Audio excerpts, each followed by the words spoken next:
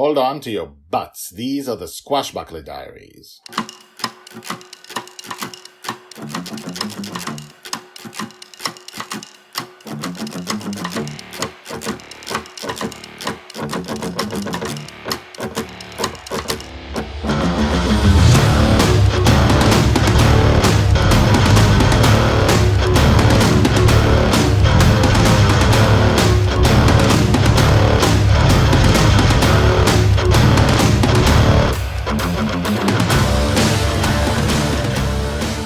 Welcome back. My name is Guy Hasson, and you are listening to the Squashbuckler Diaries podcast, the epic fantasy podcast about Joy Shelley, the girl who lives in dreams. She lives in dreams, and we cover her life from birth to death, and we usually cover her growing up. What is it like to grow up in the dream? What is it like to be in the dream? What is it like to grow up with a father who is only there when he sleeps? What is it like not knowing you're in a dream, living a life of adventure because that's what he dreams about? What is the makeup in childhood of a future heroine who will save many, many lives and who will have many, many adventures? But over the last few episodes, we were talking about basic stuff to the dream. I think there are more questions than answers, but there are certain directions we took about death and about joy, and that joy is somehow different and something. Anyway, listen to it. I'm not going to replay the whole thing. But today we continue in that vein. We already know that Justin appears every day when he falls asleep in the same spot on the deck of Bonny's Revenge, looking at the same place in the same angle every time he appears. We also know, we've established that, what the difference is between the world, the dream, when he's there versus the dream when he's not there. Some things, most things disappear when he goes. Not everything does, and we've talked about what doesn't. So, having said that, knowing that, and Joy knows this because this is her life. It's the only thing she knows. She doesn't know the world could be like ours. That's the only world she knows. Knowing all of that, let's see what we can learn today. Episode 174, Not Alone. Joy's age 3.5, told by the Red Dragon. It was only an hour after her father had disappeared. As always, when he vanished, most of the world went with him. Most of the stars blinked out. The winds stopped. The cities in the clouds disappeared. The villains they had fought had all vanished with him. Only a few things remained behind.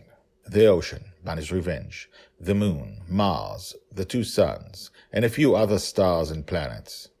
And of course, Dragonlil, who was only a 3.5-year-old girl at the time. I looked down at her from my hiding place, a hiding place that does not disappear either when her father wakes up and leaves his dream. Dragonlil occupied herself by playing on the deck of the pirate ship. Then, suddenly, the sky lit up again and the winds returned. Dragonlil looked up immediately. Then she looked behind to check the spot on the deck where her father always appears. Dad? But her father wasn't there. She looked up at the sky. There were no cities in the sky, but the stars were back, and the wind was back. She stood up. Dad, are you here? There was no answer. She started looking around the cabin in hiding spots. Dad, are you hiding? She found nothing. She looked down the stairs and peered into the infinite corridor. Dad, where are you? There was no answer. There was not a breath. There was not a sound.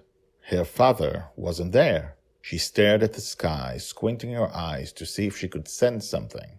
I tensed up. If she found a reason to fly towards the sky, towards the other presence in the dream, I would have to stop her. She squinted at the sky, then shrugged. She did not notice that the stars were aligned differently than usual. Dragonlil returned to play by herself and occasionally looked up. The skies twinkled out and the wind stopped only when she was asleep in her cot and did not notice.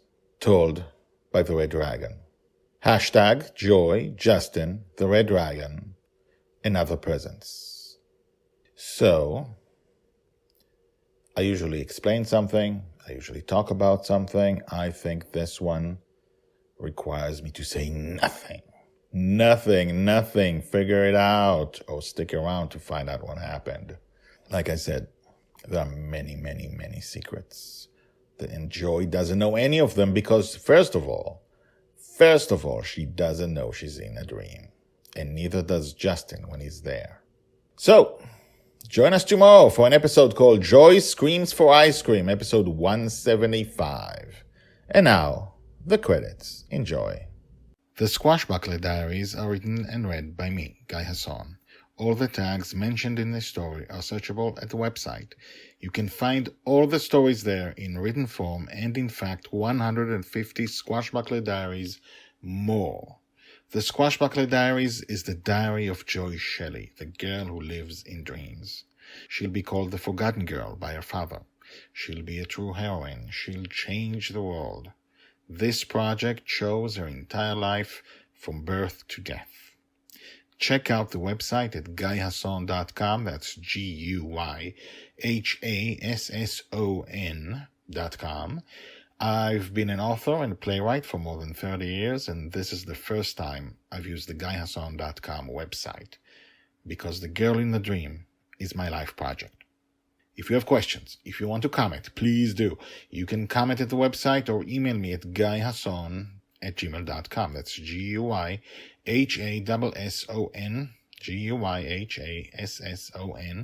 @gmail.com.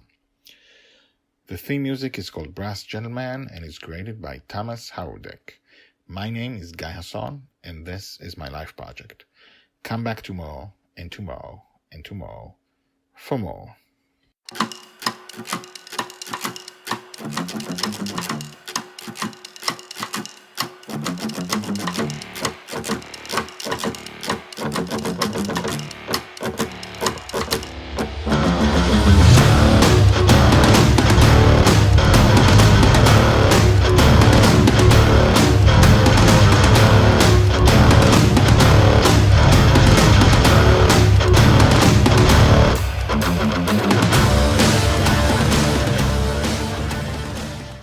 There was no answer. There was not a breath. There was not a sound. There was not a sound.